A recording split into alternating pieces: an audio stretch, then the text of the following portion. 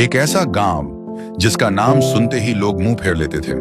नाम था भीखूपुर गांव, जहां सपने पैदा होने से पहले ही भूख से मर जाते थे। वहां के लोग दिन भर खेतों में खून पसीना बहाते, पर शाम को रोटी तक नसीब नहीं होती। उस गांव के बच्चे और बूढ़े सब सड़क के किनारे भीख मांगते दिखते थे, और इस गांव की बर्बादी का एक ही कारण था, टाइटन। नाम नहीं, लोगों के लिए सजा था।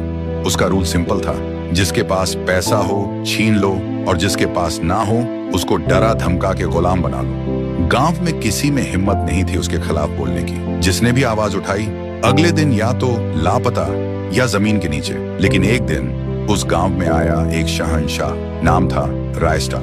रायस्टार अपनी छोटी बहन के साथ गांव में आया था, पर उसका असली मकसद कुछ और था, भीखू गांव को गरीबी से आजादी दिलाना। एक दिन सुबह सुबह रायस्टार एक्सरसाइज कर रहा होता है। तभी कुछ लोग उसे देखकर बोलते हैं, बेटा तुझे मौत से डर नहीं लगता क्या? रायस्टार मुस्कुराकर कहता है, डरता वो है जिसका दिल छोटा हो। मैं तो वहां वार करता हूं जहां सांस लेना भी मुश्किल हो जाए। फिर एक दिन टाइटन अपनी गर्लफ्रेंड से मिलने जा रहा होता है, लैम्बोर्गिनी में स्वैग उड़ाते हुए। रास्ते में उसकी नजर पड़ती है रायस्टार पर, जो गरीबों को खाना और कपड़े बांट रहा होता है। टाइटन उतरता है और बोलता है, ओ ये हीरो, नया चेहरा लग रहा है, क्या बात है, गांव बचाने आया है क्या?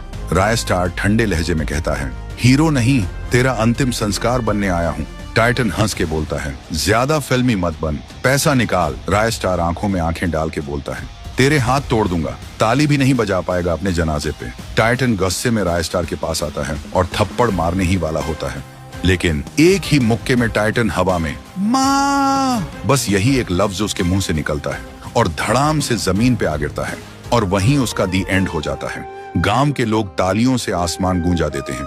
हर जुबान पर एक ही नाम था, रायस्टार जिंदाबाद। अब कोई हमें डरा नहीं सकता। और उस दिन के बाद भीखूपुर का नाम बदल गया और बन गया रायपुर।